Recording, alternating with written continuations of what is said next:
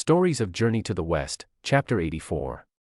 Let's set the scene. The pilgrims, Tang Sanzang, Sun Wukong, Zhu Baji, Sha Wujing, they're pushing on. It's hot summer. Hard travel. And it's right here. Seems like just another day, but things take a sharp turn. They're just moving along, making their way west, and suddenly there's this encounter. It looks innocent enough at first. An old mother and a child. Right, appearing from some willow shade. Yeah. But, this isn't a friendly hello. No. The old woman just shouts at Tang Sanzang, tells him turn back, says going west from here. That's just death. Wow, straight to the point. It's quite jarring, like you said. An ambush with words. Totally. It immediately raises the stakes, What's fascinating is she's not vague.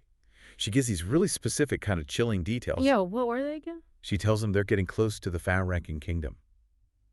Fagu. Yeah. Literally, the Dharma-destroying kingdom. Oof, that name alone. Right. And it's terrifyingly accurate. Yeah. Turns out the king there, because of some vendetta from a past life, he's vowed to kill 10,000 monks. 10,000. 10,000. And get this, he's already killed 9,996 nameless ones. Whoa. And now he's just waiting for 4 famous monks to, complete his vow. That is grim and so specific, 9,996. It really shows how, deep human malice can run. Enough that Guanyin herself steps in before they even get near the city walls. Makes sense. Tang Sanzang is terrified then. He immediately asks, pleads really, is there another way? Can we go around this place? Understandable reaction. But the old mother's reply is just as blunt. Only those who can fly can pass. And there's the clue. Right. Is she being literal or is this a hint? Knowing Wukong's right there. Oh, it's definitely a hint. And it really spotlights Wukong, doesn't it? While Tang Sanzang's still shaking. Wukong seeing something else. Exactly. His fiery golden eyes, the ones that let him see through illusions. Yeah, from the furnace. He cuts right through the disguise. He sees it's not just an old woman and child. Who is it? It's Guanyin Bodhisattva. And Sudhana, the good wealth boy, her companion. Wow, so Guanyin herself came down. Mm-hmm. He bows immediately, shows he recognizes her, Mm-hmm. and connecting this, to the bigger journey, Guanyin's showing up directly, even in disguise. It just underlines how serious this danger is. Gives them intel they wouldn't have otherwise. Crucial intel.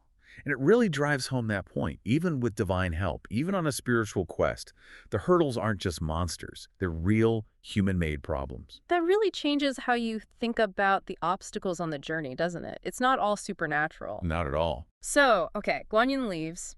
The pilgrims have to figure out what to do. Baji and Sandy, predictably scared. Can't blame him. But Wukong, ever the practical one, he's like, calm down.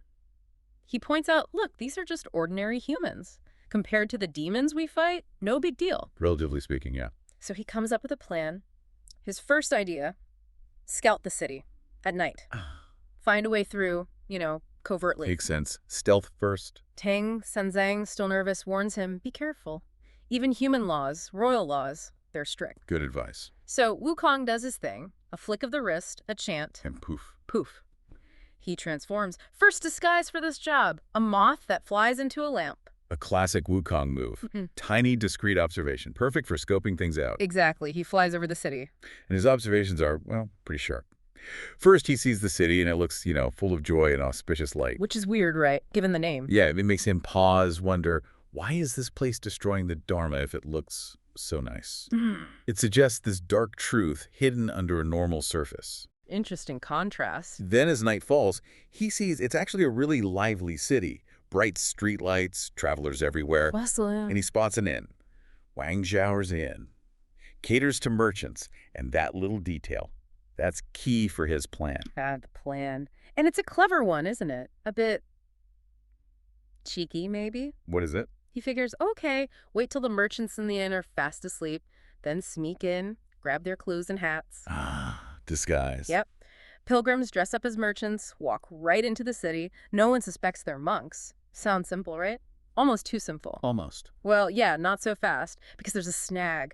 A totally unexpected one that just messes up the whole plan. Oh, happens. Just as Wukong's about to make his move, the innkeeper, Wang Zhao, warns his guests, watch your stuff, basically. Oh, no. And these merchants, they're careful guys, so they think, good idea.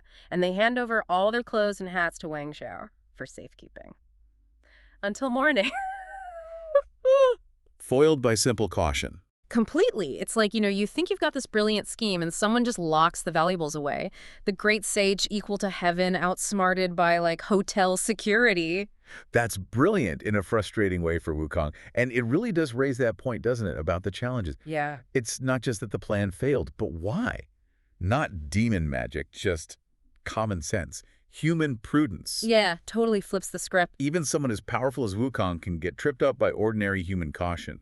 You can almost feel his frustration, why that elegant plan just collapses. And his patience wears thin. Fast. Legendary impatience kicks in. Right. So, stealth plan A is gone. Time's running out before the gates close. Wukong needs a new approach. Like, now. Plan B. Plan B involves another transformation. This time, a mouse. A mouse. Okay. And he immediately starts making noise. Yeah. Squeaking, calling out, causing a racket. Trying to create a diversion. Seems like it. And it works, sort of. Wang Shao's wife hears it, cries out, "Old man! Bad news. A night rat's become a spirit." Uh-huh. Okay. Got their attention. But then Wukong does something really bold. Maybe he figures stealth is just not working tonight. What does he do? He intercepts the wife. Reveals himself. Dramatically. Reveals himself as Wukong. Oh, yeah. Big reveal.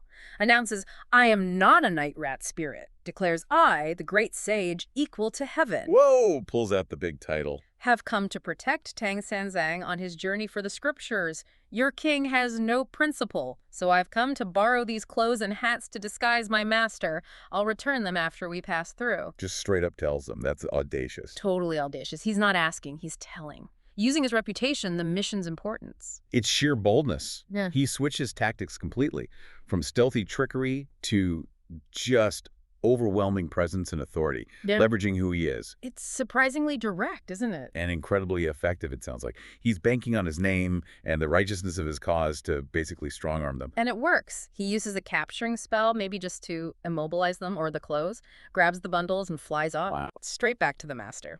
The source material calls the king unrighteous. He kills monks. But they are monks. Exactly. So it's an immediate, existential threat. They can't just waltz in as themselves. It's certain death. So what do? How do you even start to think about getting past that kind of decree? Well, this is where Sun Wukong, his cleverness really comes into play. He sees the king as unrighteous, yeah, but he also notices something else. He calls him a true emperor. And there's this auspicious aura over this city. An aura. So even with this terrible policy, Wukong sees some kind of legitimacy or power. Sort of, yeah. It tells us Wukong isn't just seeing the danger. He's reading the whole situation, the power dynamics. Maybe direct conflict isn't the smartest move against a true emperor, even a bad one. Right, okay. So he's thinking strategy, not just force. And the plan he comes up with, it's pretty sneaky, isn't it? Like becoming lay people. Exactly, a complete transformation. And those new clothes and headscarves. Yeah, the source kind of hints where they came from, right? With people complaining about missing stuff. Yeah, a very resourceful way to get costumes, let's say. But it's more than just clothes. Wukong creates whole new identities, new names, a whole backstory. Oh yeah, tell us about the names. Okay, so Tang Sanzang, the master, he's now Tang Duguan. Wukong calls himself Sun Erguan. Erguan, like number 2. Right. Zhu Baji is Zhu Sangwan, number 3. And Zhou Wujing is Sha Siguan, number 4. And Wukong is very specific. The master and disciple 4 characters must be put aside. It's like, forget who you were. That's brilliant. And the cover story itself, what was it again? Horse traders. A-T. But not just any traders. There's supposedly part of a group of 10 brothers. Our 4 guys went ahead to find lodging. Okay. And the other 6 brothers are waiting outside the city gates with, get this, hundreds of horses. Hundreds? Oh. Wow. And their own white horse is just a sample, basically. Exactly. It adds scale, makes it sound plausible, and there's more strategy. Wukong insists he does all the talking. For consistency, Smart. Keep the story straight. And the exit plan. If they get stopped leaving early, like 4 or 5 in the morning, Yeah. they claim they're upper country envoys. Imperial envoys. Playing a higher authority card. Thinking even this king wouldn't mess with envoys. Precisely. It's layers upon layers of deception. But, no plan's perfect, especially with Zubaji around. There's that funny bit about his head, wasn't there? Oh, absolutely. Baji's head. It's too big. Right. One headscarf just won't fit. So Wukong has to grab 2 and actually sew them together for him. resourceful again. And then Baji pipes up with his own idea.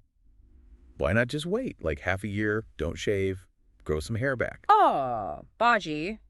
Practical in a way. Well, Wukong's reaction is great. He's like, wait half a year. Where would we wait half a year? We're becoming late people now. Yeah, you really feel the urgency there. No time to waste. Exactly. Grounds the danger, makes it feel real. So, okay. Disguise is sorted, even Baji's custom headwear. They head into the city, and the gates are still open at dusk. That seems lucky. It does seem convenient, yeah. Allows them to slip in without much fuss. And as they're walking, there's this little, almost wink to the audience in the text. What's that? They pass Wang Xiao'er's shop, This is and they overhear people inside complaining. Let me guess. Missing headscarves. I can't find my headscarf. I can't find my clothes. It just confirms where their outfits came from. It's a nice touch. It really is. Okay, so Wukong leads them to another shop, diagonally opposite this Wang Xiao'er's place. Right. And inside, more quick thinking from Wukong. Someone lights a lamp. Huh? He just blows it out. Says something like, plenty of moonlight, no need for a lamp. Keeping things low-key, practical, but also adds to that whole secretive vibe they've got going on. Definitely sets the mood. Okay, so now for the real performance. They're settled in, and the owner shows up. Zhao Widow. That's her. Described as about 57, 58 years old. She comes upstairs and doesn't waste any time. Asks where they're from, what treasures they're carrying, getting right to the point. And this is Wukong's cue, right? His big moment. Absolutely. He just launches into the whole story, smooth as anything. We're horse traders from the north. Lists off their new names.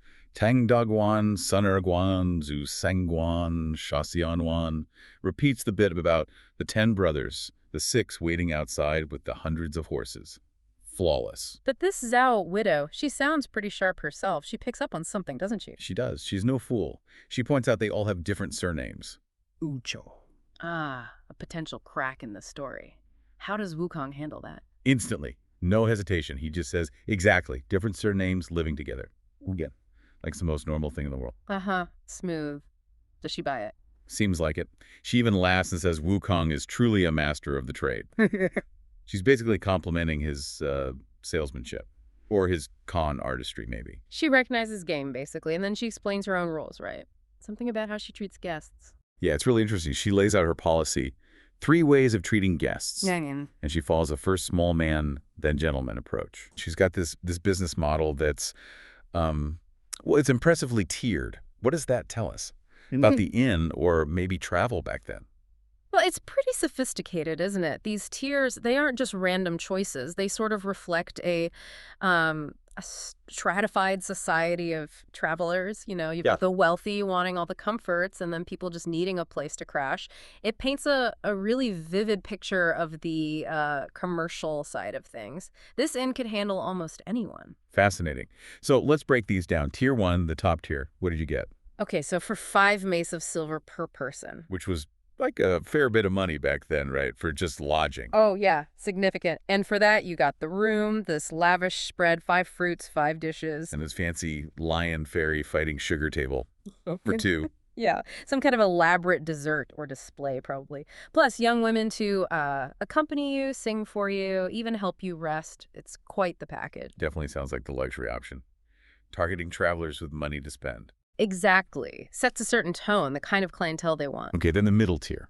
Yeah. Bit more down to earth. Yeah, 2 mace of silver. You got a combined platter table, just fruits and hot wine. Self-serve for games, it says. Right.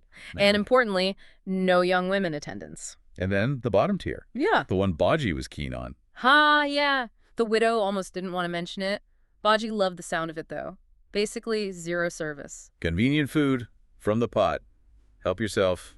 Sleep on a straw mat wherever. And just paid a few coppers for the food. Super basic. But here's where Wukong steps in, right? Baji's thinking, great, free food, sleep by the stove. Which, you know, makes sense for Baji. Always after an easy meal. But Wukong, he immediately insists on the absolute highest tier. Why? Well, it's strategic, isn't it? They need to keep up appearances. They can't look like common vagrants, especially given who Tang Monk is. Ah, right. Maintain some status. Exactly. So he says they've got silver from their travels. Let's go top tier. And the widow is, naturally, thrilled. Oh, absolutely delighted. She immediately starts ordering the kitchen around. Slaughter chickens, geese, pigs, sheep. A proper feast. She even says whatever isn't used today can be used tomorrow, setting up for a big meal. Which leads directly to the next hurdle. Yeah, the big one. Yeah. How do you handle this massive, meaty feast you just ordered when you're, strictly vegetarian? Right. How do you keep up the front, avoid offending your host, and stick to your religious principles? It's a classic Wukong problem. And that's exactly the issue. Tang Monk hears all the commotion downstairs, the sounds of animals being prepared. And he gets distressed. Understandably. So what happens to their top-tier meat-filled banquet? Wukong has to think fast. And he does. He calls the widow Zhao back upstairs, and he just invents something on the spot. The Gengshun Day fasting. Gengshun Day fasting? Okay. It's brilliant, really. He tells her, oh, didn't you know today is Gengshun Day, which is a real day in the traditional calendar. Okay, so it sounds plausible. Very plausible, often linked with Taoist fasting. He says they're doing this special fast today, and they can't eat until after the third watch. Which is like, what, midnight? Early morning? Yeah, around then. When it becomes the next day, Xinyu Day, then they'll break their fast. But, and this is key, he assures her they'll still pay the full top-tier price. But for vegetarian food instead. Exactly. So their principles are safe, the widow isn't insulted, their cover isn't blown. It's genius. And how does the widow react? Is she annoyed? Surprisingly, no. The text says she's even happier. Really? Why? Well, think about it. She gets the full top-tier payment, but she doesn't have the expense of providing all that meat. It's pure profit for her on the food side. Huh. Okay, that makes sense. She saves on costs. Totally. So she immediately switches gears. Yeah. Tells the kitchen, right, forget the meat, prepare vegetarian dishes. And we get specifics, right? Wood ears, bamboo shoots. Fujian bamboo shoots, tofu, gluten, fresh garden vegetables, noodle soup, steamed buns, white rice, fragrant tea, a proper vegetarian spread. Nice. And they even get offered plain wine. Yeah. Huh. Sujing, which Wukong and Sha Wujing drink, but Tang Monk, being devout, refuses. So, crisis averted. Very slick. Principles intact, innkeeper happy. Masterfully handled. But the night's not over yet. No. Just as the meal is ending, there's this crashing sound from downstairs. Another complication. Sort of. It leads to another little negotiation. Wukong has to intervene again. What was the noise? Zhao explains it. Some late tenants arrived bringing rent rice, and she'd sent them off to fetch the young ladies, the Gree. Ah, the entertainers included in the top-tier service. Exactly. The noise was just one of their sedan chair poles hitting the floor. Mundane. But it reminds everyone about the promised entertainment. Which Wukong definitely does not want. Right. So quick as a flash, he tells Zhao, no, don't bring the women up. And he needs excuses again. What does he say this time? 2 reasons. First, he brings back the fasting excuse. We're still observing our Gengshun Day fast. Convenient. And the second. He says their brothers haven't arrived yet, implying, other members of their party are still expected. Okay, so plausible deniability. It lets them delay without being rude? Exactly, but then he adds a twist. A promise for later. Oh, what's the promise? He tells Zhao that tomorrow, after they sell their horses but before they leave, they will each invite a Which is a more direct term. Like a courtesan or prostitute. Yes, that's the implication. He promises they'll invite one each to have fun at the inn tomorrow. Wow. That's quite a promise. Why do that? It keeps the widow happy. She sees potential for more business tomorrow. It smooths over the refusal for tonight. She actually approves, saying it does not lose harmony and preserves energy. Very pragmatic. Pragmatic is right. Solve tonight's problem by promising more business tomorrow. Okay, so dinners have done, entertainers avoided. Now, sleep. The final challenge of the night. Where do these guys actually sleep? And Tang Monk has a very specific worry here, doesn't he? Whispers it to Wukong. Yeah, he's worried if they sleep upstairs in a normal room, people will see their shaven heads. And realize they're monks, which could cause a fuss, blow their cover. Exactly. It underlines this constant need for discretion they have. Being identified as monks could bring all sorts of unwanted attention or trouble. So Wukong, the master strategist, needs another plan. And another set of excuses. You guessed it.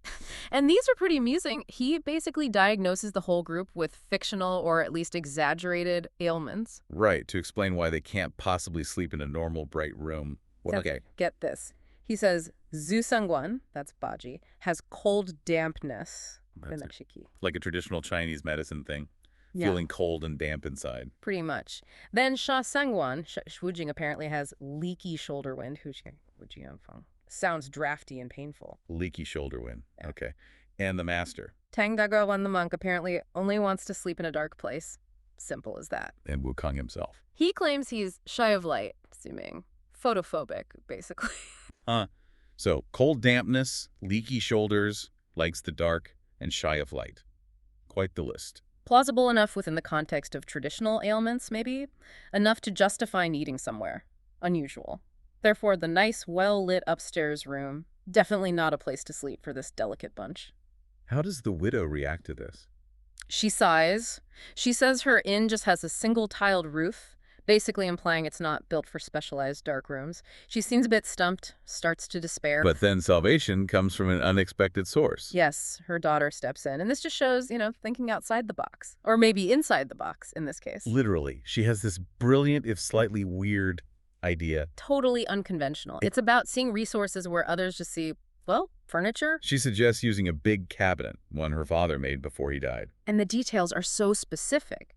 4 feet wide, 7 feet long, 3 feet high. And the daughter points out it can sleep 6 or 7 people comfortably and crucially. It's dark and windless. Ticks all of Wukong's bizarre boxes. Perfect. It's the ultimate unexpected solution. Repurposing storage as lodging. Wukong is absolutely delighted. Good, he says.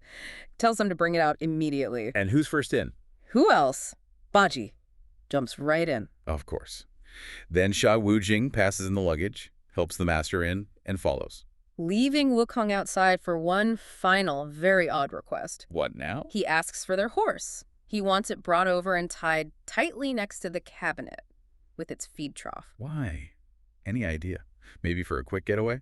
Or just another Wukong eccentricity. The text doesn't explicitly say. Maybe security. Maybe keeping everything close. It's peculiar. So, horse tied up, everyone else is inside the cabinet, Wukong gets in last. Well, before he gets in, he tells Zhao to close the lid once he's inside. Put the lock bolt in, lock it up tight. Lock him in? Yes.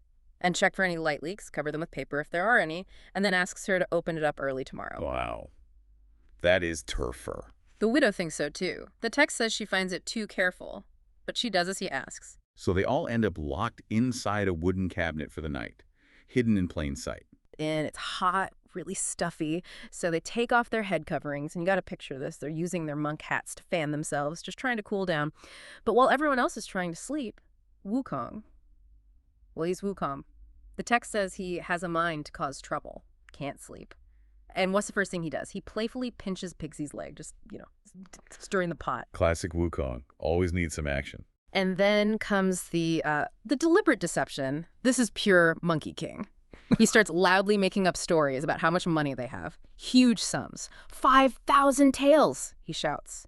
Then, oh, wait, the horse sold for 3,000. Then suddenly it's 4,000 taels in the saddlebags plus another 3,000 for the horses. He's making such a racket, and you just know he knows someone's listening. It feels so calculated, doesn't it? Like he's baiting a trap. Oh, absolutely. It's calculated, but it's trouble he fully expects to control. He's using it as like a catalyst. And you're right, it works immediately because unknown to the pilgrims, the inn staff, the waiters, the water carriers, even the firemen, they're all in league with bandits. Secretly. They hear Wukong shouting about all this silver, and bam, word goes out. And then it's just chaos. Over 20 thieves show up, bright fires and drawn staffs, storming the place.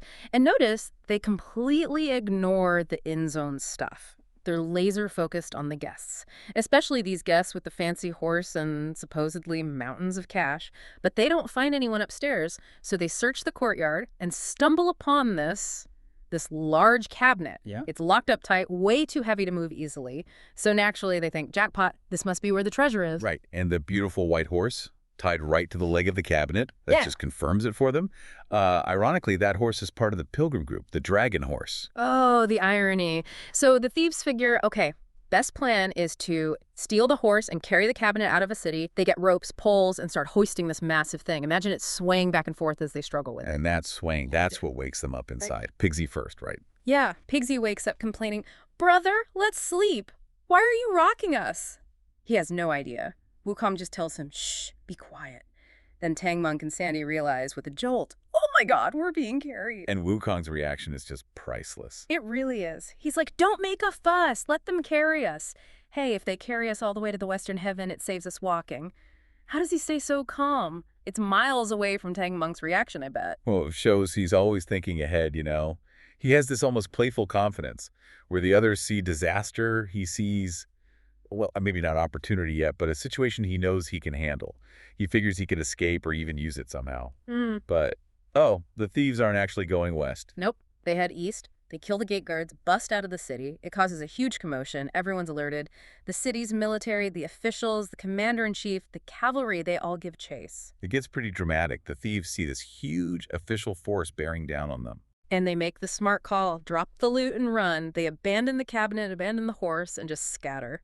So the officials, they don't actually catch any bandits, but they recover the stolen goods, the cabinet, and the horse, and head back to the city feeling pretty victorious. And there's that lovely detail you mentioned about the commander-in-chief and the horse. He's totally smitten. Oh, yeah. He's admiring its silver lines and its mane, jade strips in its tail, compares it to legendary steeds, says it's worth 1,000 gold pieces, calls it a dragon from a sea island, a jade Kirin among men. He's so impressed, he decides to write it back himself. Which is significant, because it means the pilgrims, still locked in the cabinet, are now officially recovered state property, basically. The cabinet gets taken straight to the general's office, sealed up nice and tight, guards posted outside. And they're stuck there overnight, just waiting for the emperor to decide what happens next. And you can just feel the tension ramping up inside that cabinet. Tang Monk is apparently furious, absolutely livid with Wukong. He's blaming him for the whole mess, scared they're going to be handed over as, like, ready-made for execution. And he mentions a specific, really terrifying threat. Right. He says they're in the Fei-wrecking kingdom Yefagwo, which literally means kingdom that destroys Dharma, destroys Buddhism, and its king. He has this awful vow, this quota, to kill 1,000 monks. So for Tang Monk, this isn't just bad luck, it's potentially fatal. It's a very real targeted danger in this specific place. And yet, amidst all that panic from his master, Wukong is just calm. Almost annoyingly calm, you imagine. Is that just bravado, or is he genuinely already plotting? I think it's mostly strategic calm. What's fascinating is how assured he is. He tells Tang Monk basically, don't worry your little headmaster. He promises not a single hair on you will be harmed, which, knowing what's coming. Yeah. That's quite the statement. He says he'll deal with this muddle-headed monarch himself. You can almost hear the gears turning. He's got a plan. Okay, and this is where it gets really interesting. Wukong's escape plan is just brilliant. First, he needs a way out. So he uses his staff, conjures a 3-pronged drill from it, and just drills a neat little hole in the cabinet wall. Simple, effective. Then, poof, transforms into an ant, a tiny little ant crawling right out through the hole. Once he's outside, he changes back to his normal form and bam, up on a cloud heading straight for the imperial palace. No hesitation. Doesn't waste any time.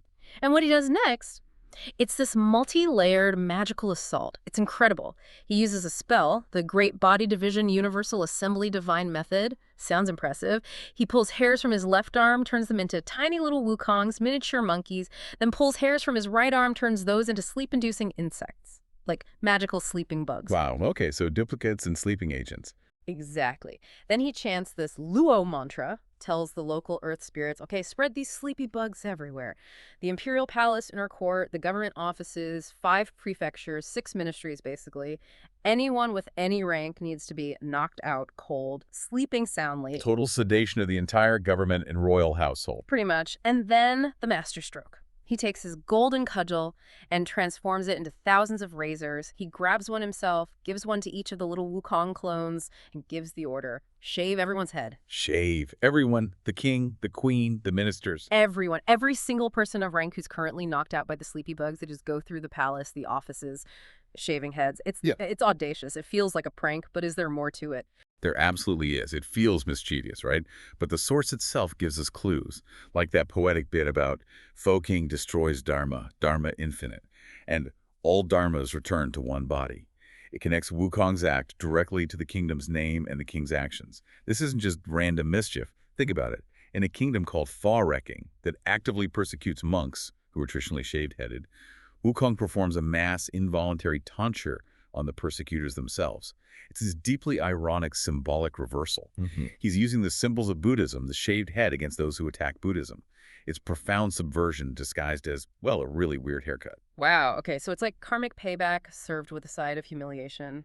And he does this incredibly fast. The text says the whole mass shaving is successfully completed by midnight. Quick work. Then he just snaps his fingers, calls all the little Wukongs, recalls the razors, turns back into an ant, crawls back into the cabinet through the hole, seals it magically, and changes back. Like nothing ever happened. Leaving behind an entire ruling class about to wake up to a very, very bold surprise. Can you just imagine the scene at dawn? Palace maids waking up, eunuchs, the queen, the concubines, even the king himself. They reach up, touch their heads, and find smooth skin. No hair. Everyone.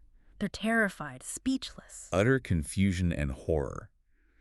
And the king's reaction is key. He touches his own bald head, and the text says he's scared out of his wits. And his very first thought isn't, who did this prank? It's, maybe? Maybe this is because I've been persecuting monks. Whoa. So the message landed instantly. It seems so. That shared, inexplicable, deeply personal experience, waking up bald alongside everyone you know, forces this immediate introspection. He connects his actions to this bizarre consequence. Yeah, then his next instinct is damage control, right? Yeah. Cover up. Exactly. Despite that flicker of realization, his immediate fear is ridicule. What will people say? What will the officials think? So he issues an order. Nobody talks about the hair shaving thing. We don't want the officials criticizing the state as unjust. He tries to squash the story. But how can you squash that story? Meanwhile, all those officials in the 5 prefectures and 6 ministries, they're also waking up bald. And despite any orders, they're immediately writing petitions to the emperor. Your Majesty, something very weird happened last night. Right, the cover-up is basically impossible. The evidence is walking around on everyone's heads. It raises that question, Does this kind of shock lead to real change? Is it genuine repentance or just fear of chaos and embarrassment?